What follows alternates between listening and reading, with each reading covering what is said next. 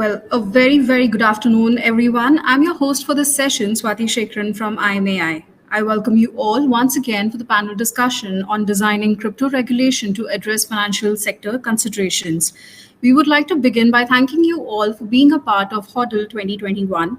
We would like to thank our title partner, Zeppe and CoinDCX, powered by partner CoinSwitch, brought to you by partner BitPNS, platinum partner Facebook, gold partner Geotis, and bronze partner Hubi Global. Without further ado, it is my pleasure to introduce you to Mr. Arun Prabhu, the partner Cyril Amarchand Mangaldas, who would be moderating today's discussion. Joining us today, we have distinguished set of leaders. Please welcome Mr. Ajay Shah, the economist, OP Jindal Global University, and Mr. Sandeep Parekh, former ED, SEBI Managing Partner, FinSec Law Advisors. I would request all the delegates to keep posting your questions in the chat box. The panel may pick up you at the end and answer to your queries. Over to you, Mr. Prabhu.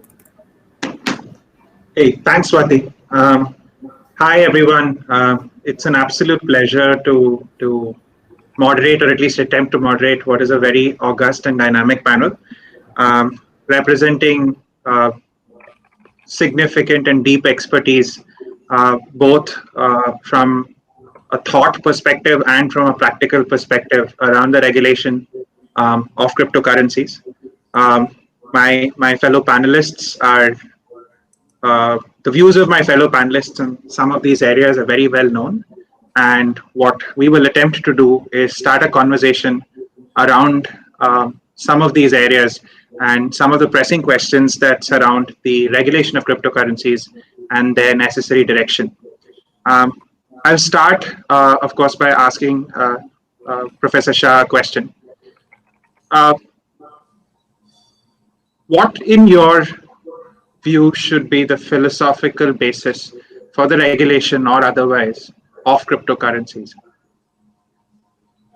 The issue is not just cryptocurrencies. It is about governments in general. It is about states in general. In the Constitution of India, we are told that freedom is the norm, and being told something by the government is an exception, and there should be cause for government intervention, and government intervention should be proportional. So I'm not here to say that everything is sorted in the world of cryptocurrency. There are many, many difficulties. But if private persons wish to do it, they should be free to do so. So I feel it's very important to never lose sight that we are free persons and we should do what we like with our lives, other than some narrow arguments where state intervention is desirable, and economists use the technical term market failure. In legal philosophy, the term used is the harm principle. So you got to demonstrably see harm out of something before you want to interfere in it. So I feel that this is an interesting and important field, and people should experiment with it. People should play with it. People should make mistakes. People should lose money. These are all healthy parts of the market economy. Thank you, Professor. I'll toss that now over to Sandeep. I think Professor Shah made 2 points which were interesting. One of market failure and the second of harm. Now, you've spent your life sort of regulating emerging markets, regulating emerging products and services. What are some of the harms or some of the concerns you see around cryptocurrency that you feel must be addressed in a legal framework that is functional? Hi, Arun. So I'll be brief, and then we can kind of do a deeper dive later. I think the key area would be surrounding, number one would be usage of crypto in crime, in particular, terror financing and money laundering, and which goes back to the question of having a KYC, having an audit trail, which is what most of the users are today against, but it will have to happen. The second is kind of harm against the user himself or herself, and that includes theft, counterfeiting, and stuff like that. Finally, I think the entire, the exchange control regulations will also need to come in to enable this. So I think these are kind of the challenges, immediate challenges. Of course, we can talk about tax later and monetary policy. Sure. I want to push back on that. Cryptocurrencies aren't the only sort of medium of exchange which do not have an identity necessarily linked to them, right? KYC for cryptocurrencies today exists at the point of, for instance, your purchase when you actually convert fiat to crypto. Presumably, at some points in the payout, when if you do a reverse conversion, that exists as well. But for instance, for a commodity like gold, I could very well walk in with 49,999 rupees in my pocket to any jeweler in Bangalore and pick up that value of gold and do that 15 times over at 15 different jewelers and convert any amount into a fungible currency. If I were able to then put that into my bag and fly anywhere else in the world, I could drop that off and there would be absolutely no trail to anything I do. Admittedly, this would run afoul of several restrictions, but it is obviously a valid medium or a valid means through which a lot of transactions are sort of taken off the books.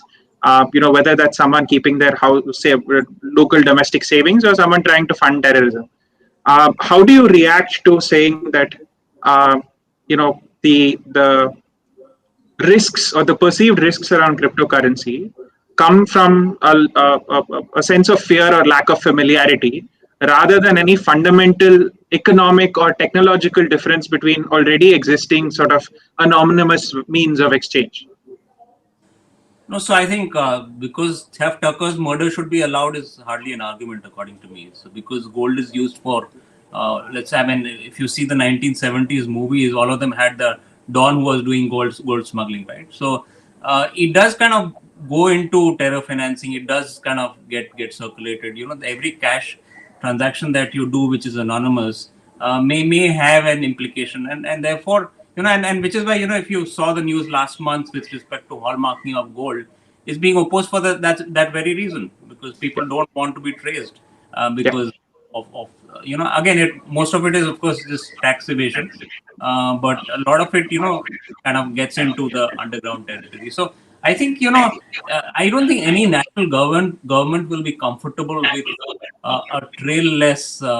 And frankly, the users also shouldn't be very comfortable, because ultimately, if it's the property worth $660 million is lost, they can do zilch about it. So I think at some point, for cryptos to really kind of become an established mode of currency, I think an audit trail is certainly required, and I think it will be useful for a kind of a regulatory structure around it. And number two, it will protect the users the most.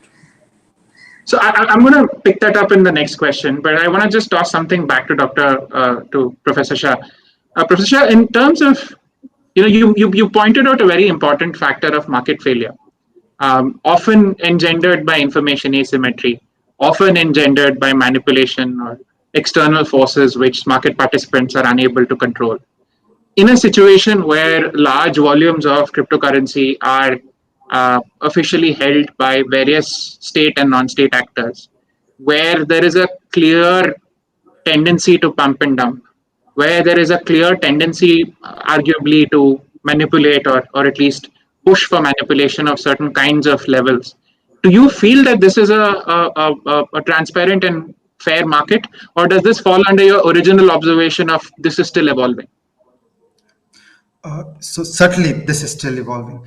And a structured view of financial regulation, this is, for example, what you see in the FSLRC report and draft law, is that all financial regulation comes out of 4 categories of motivation. So when you see any activity, institution, business, market, this is the systematic way to think about it. So let's run through it. Okay. Question 1, is there a systemic risk?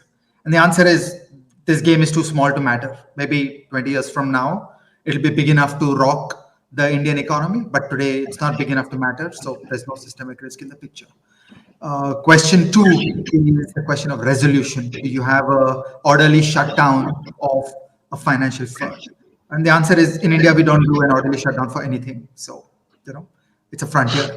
Maybe we'll set up the FRDI bill at some point, and at that point, we'll have to figure out how to shut down a crypto exchange or how to do an orderly transfer of assets from a failed mutual fund where the underlying asset is a crypto asset. The third is prudential regulation. Prudential regulation in this context will amount to promises and numbers. So, conceptually, what's a prudential regulation of a mutual fund? The mutual fund claims I have an NAV. And if the mutual fund is lying about their NAV, then it's a fundamental challenge for the working of the market. So there is a role for prudential regulation of the market intermediaries. So if there's an exchange here in this space, it seems to me that there should be prudential regulation of the exchange. That when they make some claims that I pay in money and 2 days later I'm going to get securities, there needs to be a prudential regulation layer on exchanges just to verify that they work correctly, not at all to ban them, but so that the promises are upheld. So all of us, we put money into an NSE broker with zero discomfort, and 2 days later, lo and behold, the securities appear in a depository. That is the work of prudential regulation. They must uphold that promise. It should never happen that a person puts in money and the money vanishes. That's not on. And the fourth is consumer protection, where grandladies and grandmothers and dentists are losing money.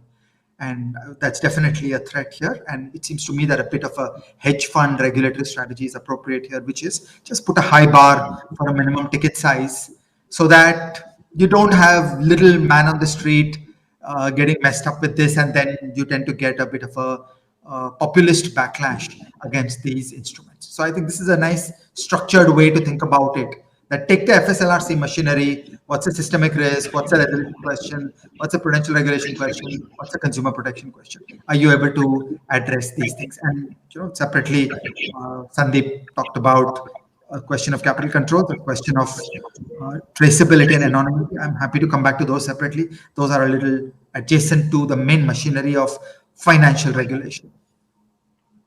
Which I think is a great segue into our next question. Which is, are cryptocurrencies inherently regulatable?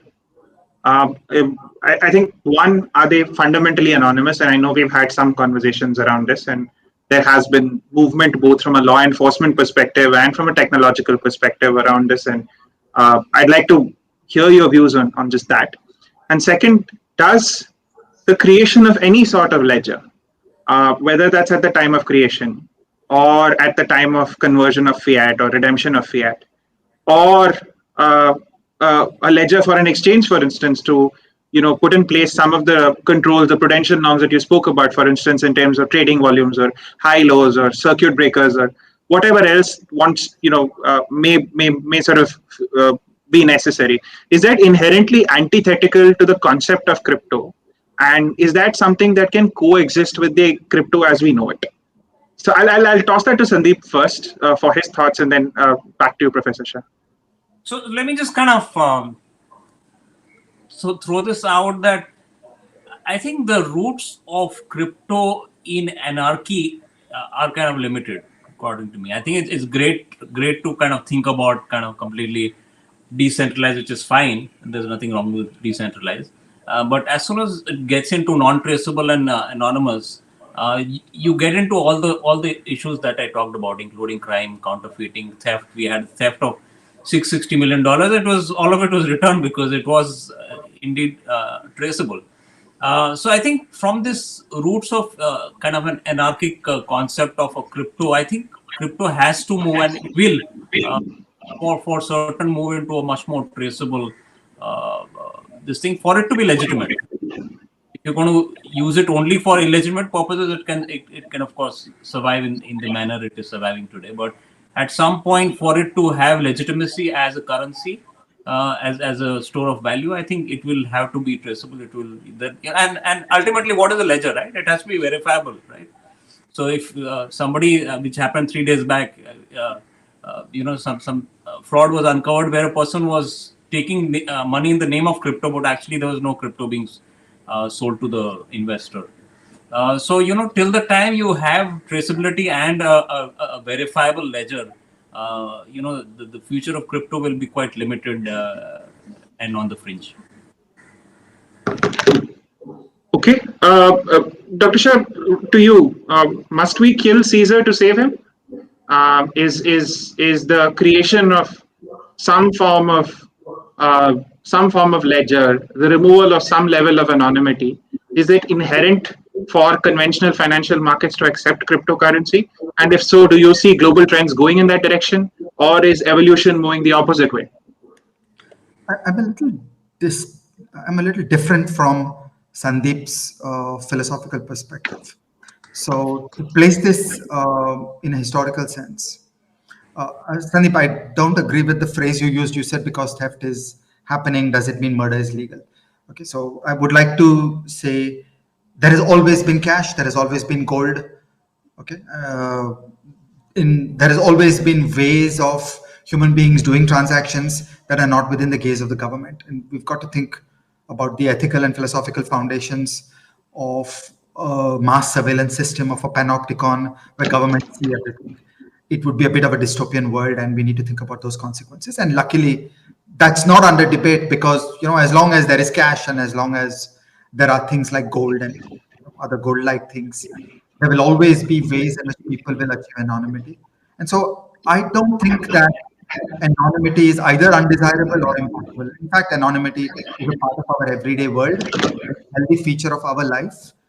Privacy is a fundamental feature of human existence. Privacy in financial transactions is a fundamental feature of human existence. So I'm not quite comfortable when we go there. In fact, I feel that the crypto community has not achieved anonymity. So for a law enforcement person, actually at present, you are not anonymous. There may be a veil of computer software that makes you feel that you've not supplied your name and address, but when the feds want, they have got you. So I consider it a work in progress, that maybe one day crypto will match cash, maybe one day crypto will match gold, but we're not there yet.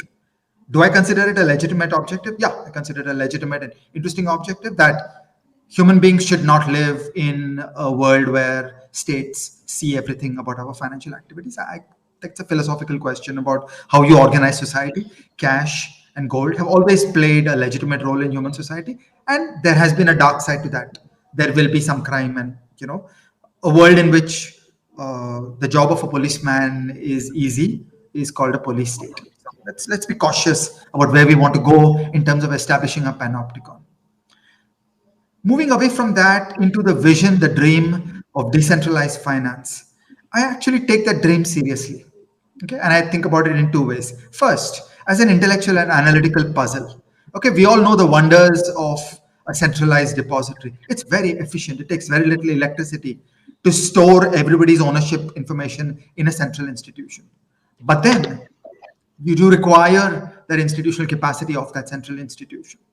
Okay, and through world history, those cathedrals have often not done well. There have been failures of many a cathedral. So that centralized power, that centralized information generates its own vulnerability, generates its own systemic vulnerability for society, both because sometimes things break down and because those things are used as tools of power. And that has its own consequences. So I take the dream of decentralized finance seriously, that can you organize bazaar solutions that do not involve a cathedral where there is one central institution or some government controlled facility where the nerve center of human society is played out? Can we do more things as people? Can we, the people, organize ourselves and build some practices, protocols, technologies, activities through which more can be done? Okay, and I'm stealing the phrase, the cathedral and the bazaar, from Eric Raymond, which was done in the context of software. 30 years ago, if somebody had told you that the dominant operating system of the world would be controlled by no software company, we would have all laughed it off. We would have said, no, it'll be some IBM, some Microsoft. But today, here we are. The dominant operating systems of the world are now decentralized software development. So in that sense, is there an interesting dream in DeFi? I think yes. And I think for us in India particularly, it's even more important than in the West, because our institutional capacity in India is even more limited. So if you try to build cathedrals through state organizations or through non-state organizations, we have lower capability, lower resilience, and the greater risk of that centralized information and power being used in ways that are not entirely good for the people. So I take the dream seriously. Are we there? No, there's a long way to go. There are many pieces of the puzzle, but I would not underestimate human ingenuity. And uh, a bumper sticker I use in this, that by the time Bitcoin is at $1 trillion of market cap and Ethereum is at $500 billion of market cap, you've got enough incentive for the engineers and the mathematicians to think this through. So, I'm very conscious that the story is highly incomplete, but the Satoshi paper is only 2008. It's not so long ago. Fiat money has been around since 1400. Okay? We've been building fiat money since 1400. And, in some sense, the single huge innovation that brought soundness to paper money was inflation targeting, which is only 1987. It's only in 87 that we got our shit together and learned that the way to organize fiat money is inflation targeting. So I think we should see both sides as work in progress. That there is fiat money, they're doing some things right, they're doing some things wrong. There is the crypto dream, they're doing some things right, they're doing some things wrong. We, the people, are better off by having more choices. And as we exercise our choices, this will exert competitive pressure on both sides, which is good for the world. Sandeep, I'll toss that over to you. You've seen the impact that emerging financial products and services have on small retail investors. You've seen some of the market manipulation that takes place. You've seen some of the consequences that arise from it. You've seen some of the means through which regulation has succeeded and some of the means through which regulation has failed. What's your take here? Is the absence of a cathedral, so to speak, fundamentally anathema to the way in which the Indian investor works today? Is what is a good fit for sophisticated financial institutions in Zurich not a good fit for people on the street in Mumbai? What's your take on that? I think so. I think that's a very key point that which also Ajay also mentioned, which is to have a larger threshold really for something which is inherently risky. So the institutional involvement is going to be very different from the retail involvement in crypto. In particular, let me go back to the question which we have been discussing since the beginning, which is the whole question of crime. Ajay mentioned anonymity. We don't want a panopticon, but you cannot a priori figure out whether that 5,000 rupees is going to be used for giving a contract for murder, or that's 5,000 is going to be used to order your next pizza. So privacy, it's all well to say that, but at some point, no government will tolerate the levels of crime which are bound to come with anonymity. So I'm just using my crystal ball to say that it's not going to remain anonymous, even to the extent it is. And as it is, the Fed has been able to kind of, as I just said, has been able to go after most people who've been involved in crime, and globally, not just in the US. So they've been able to kind of go after people in Estonia and other countries. So I'm just predicting that privacy and all is of course very important, but a priori you cannot say that because of privacy you're going to kind of again I'm saying as a future government body, if I sit in the government after 5 years, I don't think I would tolerate $1 billion heist which involves millions of investors. So again goes back to your question with respect to institutional versus retail. So I think there's going to be a very different set of regulations for each of these, and for retail I think there will be multiple challenges which we've already discussed, which will need to be addressed. Okay, let's now turn to another sort of flavor of the month concept, which is digital currencies either put out by governments or by large private operators. It's one thing when you have a digital currency that's created on the basis of a mathematical proof, something that's publicly available, that's publicly traded, that's evolved over time, and some of the rough edges have been sort of sanded off to various degrees of success. And then you have another where you're going to have something put out almost fully baked. You're going to have a fairly large captive audience or market, where you have a bunch of consumers who are to some extent incentivized to operate in that currency, to avail of services or products at a discounted rate or whatever. And on the flip side, you have sellers. You have either a central repository which is generating that currency, or you have sellers who have been allotted that currency in exchange for fiat or for value of some sort. How do you see this economy playing out? What's your take on either private or central bank digital currencies based on an underlying crypto layer? What are the economic consequences of it? What are the regulatory consequences of it? Do you think they should even exist? So I'll start with you, Dr. Ajay. I'm personally not excited. I'm not an expert. I've tried to apply my mind to thinking that if one was to build a cathedral, and now that we know some cool new things about the Satoshi paper and about Ethereum, how would I rethink the cathedrals? Okay, so there are basically two important cathedrals. The first important cathedral is the central bank, and the central bank exhibits an API that is called RTGS to the current account and the central bank. And the central bank is backed by state power, so there's no possibility of default. I think it's a good technology. I think it's a pretty good technology. It works very well. It's very efficient. There's only one institutional error, which is that RTGS access is extremely limited. I feel we should go back to the good old days, 1950s, where anybody could open a current account with RBI, and in those days they would get a checkbook. And so today I feel anybody should be able to open a current account with the RBI and get an RTGS account. But that's just an institutional problem. If you remove that institutional barrier, is there a deep idea that I personally would want to change in the working of the cathedral? I don't think so. I'm not getting excited. I'm not seeing a first order problem that we're trying to solve. I feel like we're a hammer looking for a nail. Similarly, if I had a cathedral around title and you've got some cathedral designed like a depository, it is a very simple thing. There is a central facility like an NSDL. They've got some database. They have a queue where transactions come in, and they keep changing the title on some securities. I'm not getting excited that there is a first order problem there that needs to be solved. The first order problem is that these are cathedrals. So you've got to go to the philosophical question that, are we a society content with having these cathedrals, or do we want more bazaars? Is there gains from decentralized finance? This is the fundamental question you've got to address.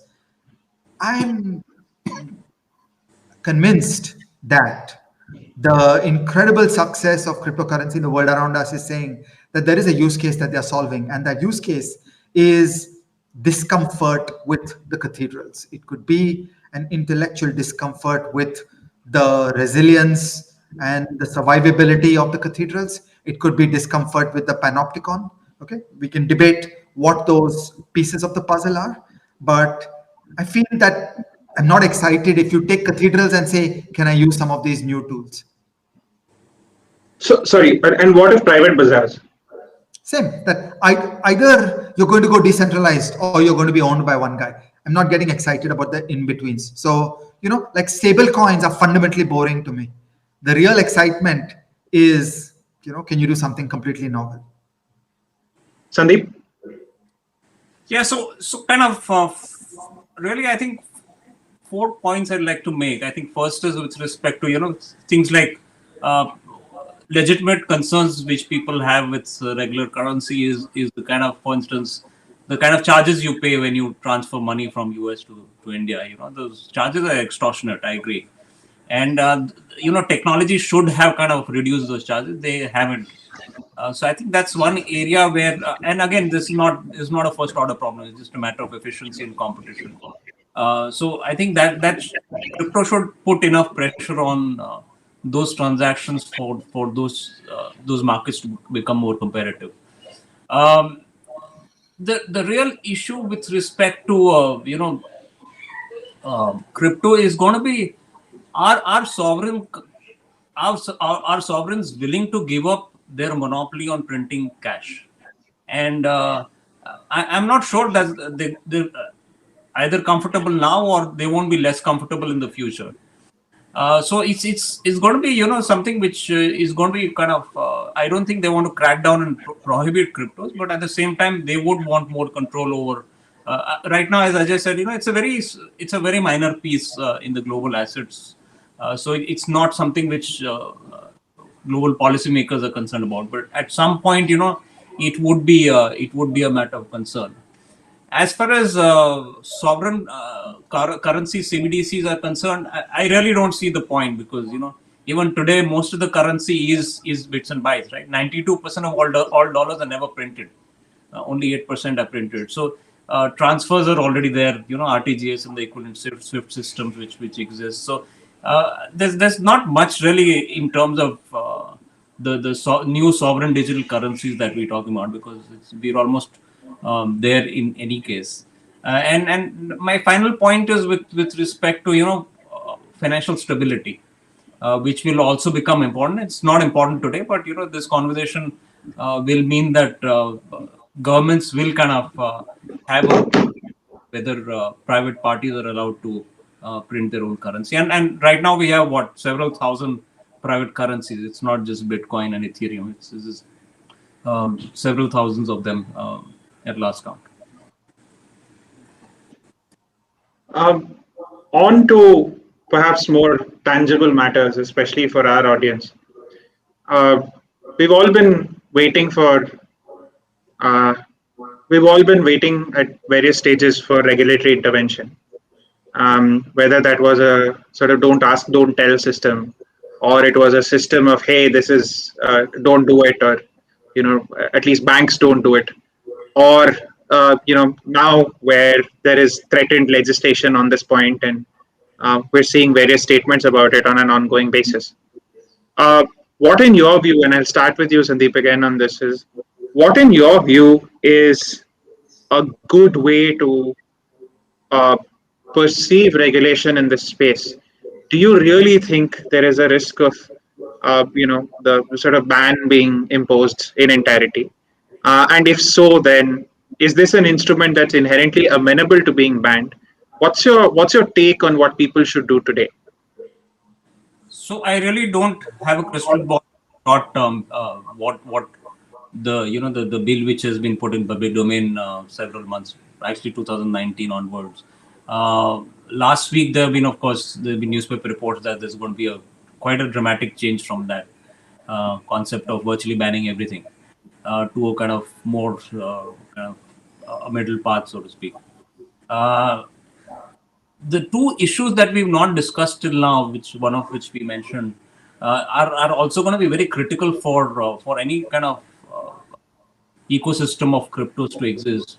One is tax, and tax is really important, because every time if you buy coffee, if you have to pay 40% tax, it's really not going to work out as a means of as a currency.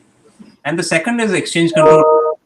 There'll have to be a big hole carved out of the current exchange control, because we are not fully convertible. So big hole will have to be drawn out of the existing system, allowing for instance, X amount of transactions per year, etc.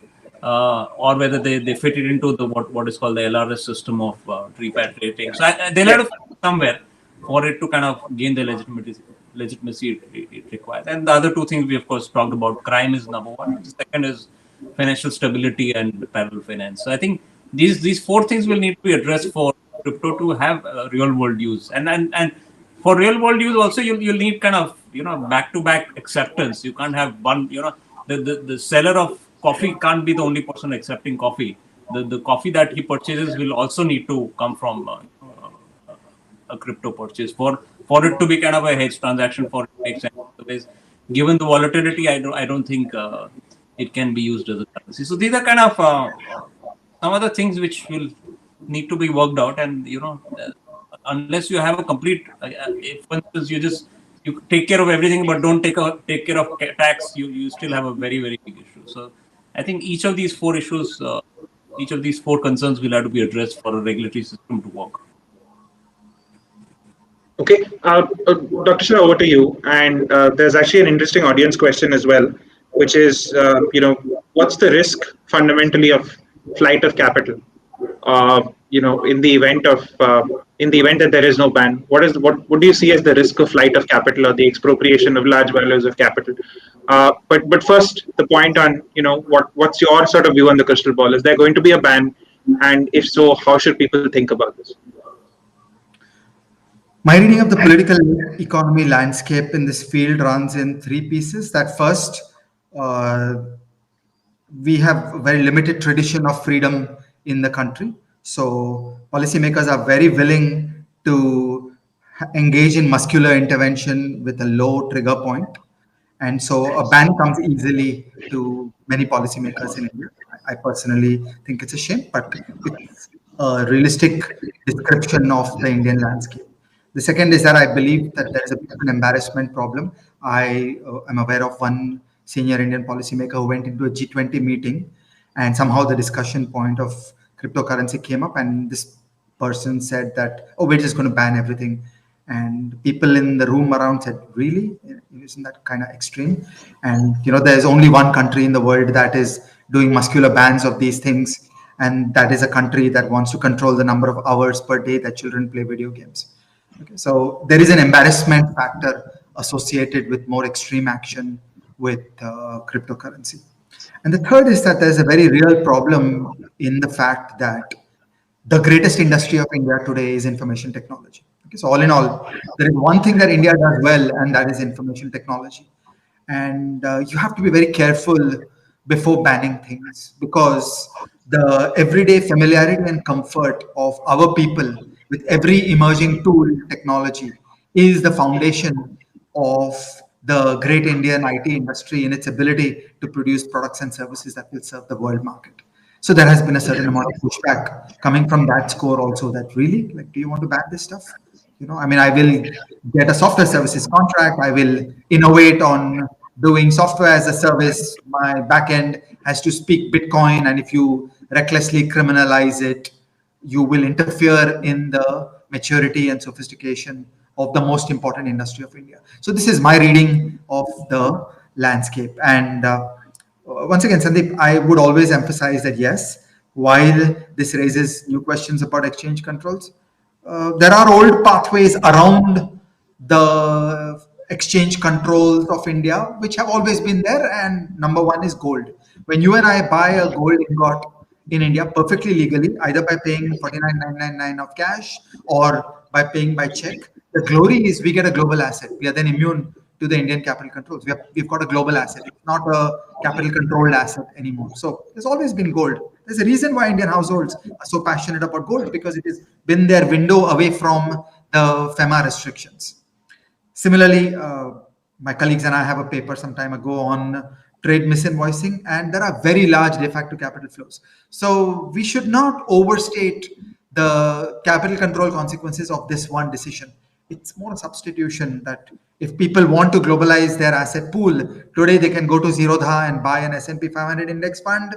We can all buy gold conveniently, or we can do some illegal things in terms of trade misinvoicing. This becomes one more. So I feel on the margin, the impact will be relatively limited. What about flight of capital, Dr. Shah? Do you see flight of capital being a real risk? Or rather, I should ask you this question a little differently. Do you see flight of capital as even a problem? Or is that just the world economy reallocating resources where they're most efficient? And second, do you see that this is going to be a means for it? So just to continue where I was a moment ago, India is not a completely closed economy. Okay, so we have some completely legal pathways for flight of capital. It's called buying mutual funds. We get ETFs on global indexes. That's alive and well today. There is LRS. It's alive and well today. Then there is gold. De facto, gold is a global asset. So when Indian households have passionately bought gold, it's basically been a vote of no confidence in formal regulated finance in India and an escape valve for FEMA. And then there have been illegal things in the form of trade misinvoicing.